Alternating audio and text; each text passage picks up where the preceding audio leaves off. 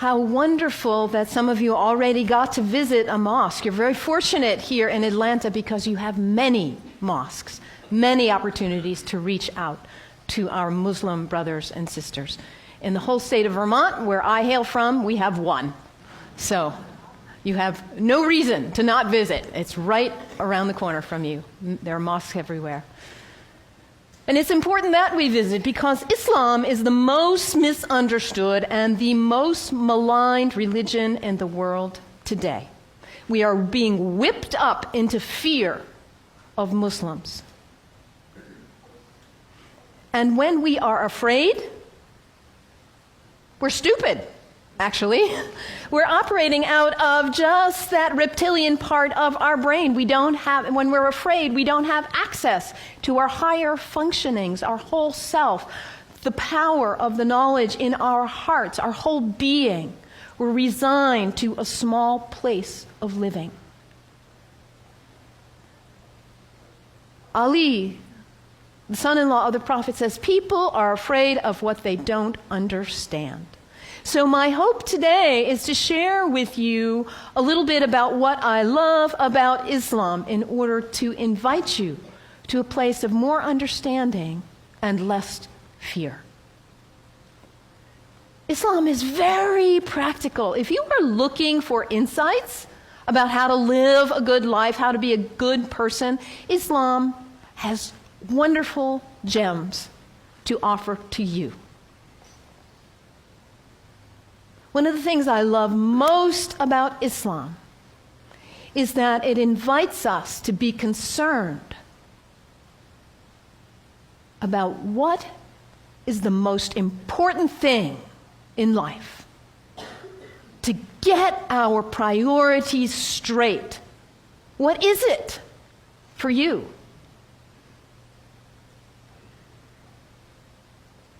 Stuff? Money?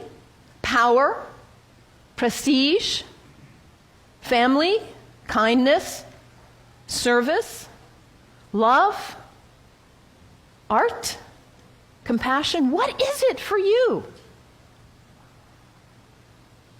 If you get nothing else out of today, take that one question and live into it. And if you don't know the answer yet, find out. What is it for you? What's most important?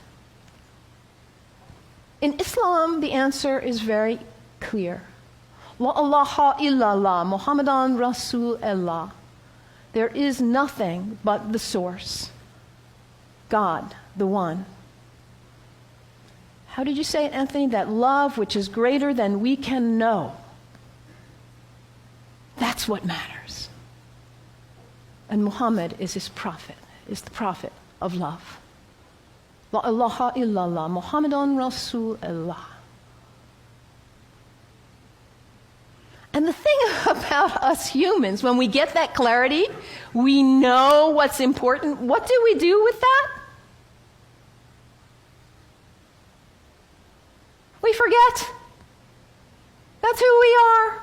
We humans, we are the great forgetters. How many of you made a New Year's resolution back on January 1st? How are you doing with it now? Let's be honest. How were you doing January 7th? We get this high resolve and this clarity, and then we get caught up in all the distractions, all the things pulling our attention here and there, and we forget.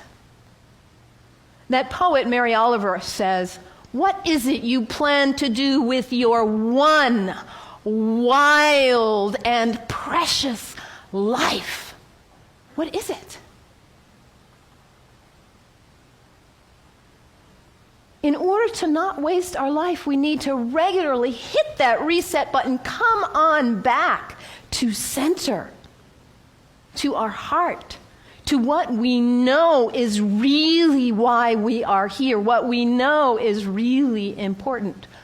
Regularly throughout the day, to stop and come back and say, well, let me check in and remember what matters so I don't waste my day or my week or my month or my life.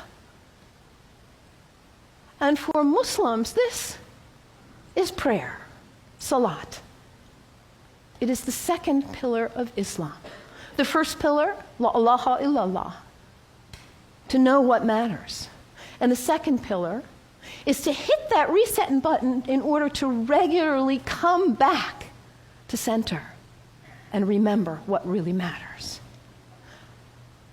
And for Muslims, this is not an activity in the head. It's an activity of the whole body. Allah Akbar, Allahu Akbar.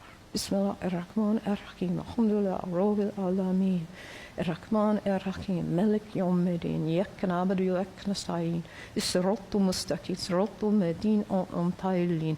Ghayril maghdubi waladdallin. Amin. Allahu Akbar. Allahu Akbar. Allahu Akbar.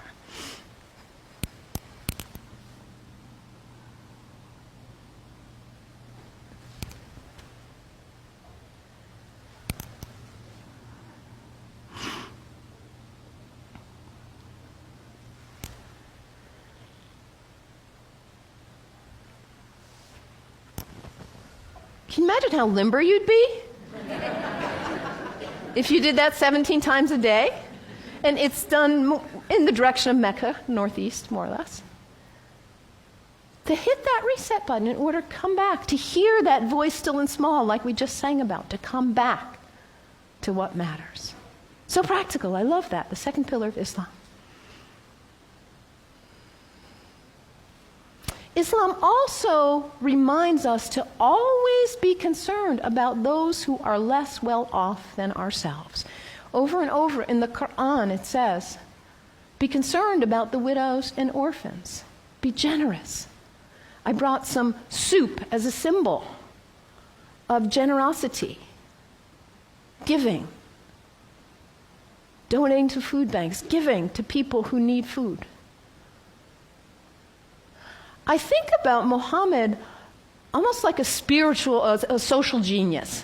He himself was an orphan. By the time he was 6 years old, he had already lost both his parents. He knew marginality. He knew it.